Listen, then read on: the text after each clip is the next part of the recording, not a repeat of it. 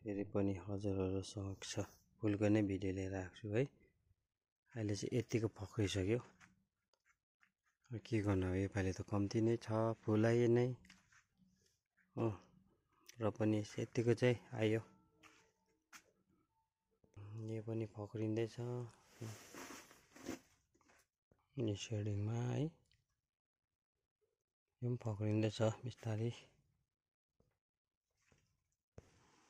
यो पनि फक्रिँदैछ।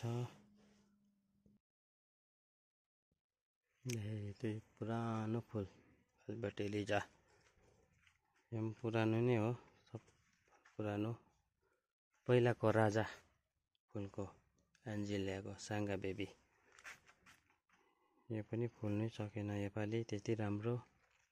यो पनि सिङ्गलमा यो पनि फक्रिँदैछ, यो पनि फक्रेपछि चाहिँ दामी देख्छ है, यो त देखिहाल्नु भयो। यो पनि छ क्राफ्टमा है,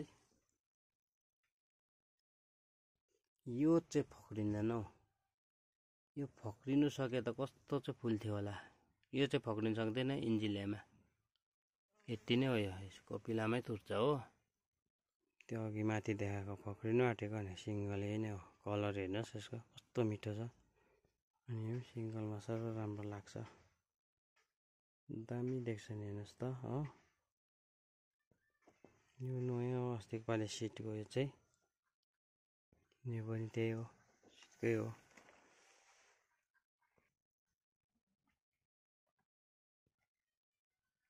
यो पनि पुरानो फुल हो, ड्रेसबिन है साथी हो, सबैले देखेको होला, देख्नुभएको होला। यो पनि छ सिङ्गलमै, मलाई चाहिँ प्रायः चाहिँ सिङ्गल मनपर्छ फुल, राम्रो देख्छ है।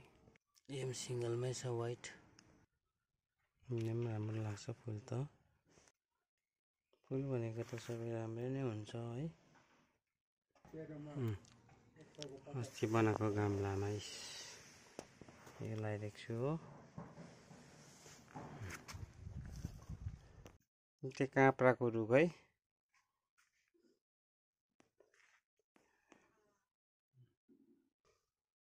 यो पनि देख्नै भएको हजुरहरूले। यस अहिले चाहिँ यत्रो भयो है, यसको साइज यत्रो भएको छ, बढ्दैछ, बहुत टाइम लाग्छ बढ्नु।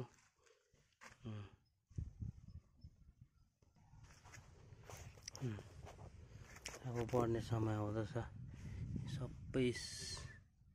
सबै फक्रेर यही नै बढ्दै बढ्दै बढ्दै बढ्दै जान्छ है।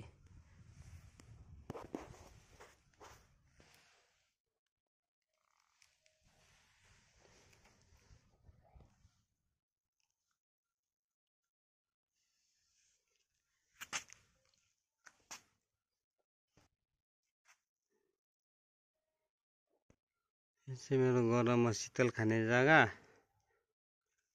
ठन्डा महिनामा चाहिँ आगो ताप्ने जग्गा है मित्र। मलाई मन परेको कलर चाहिँ यही हो है फुल,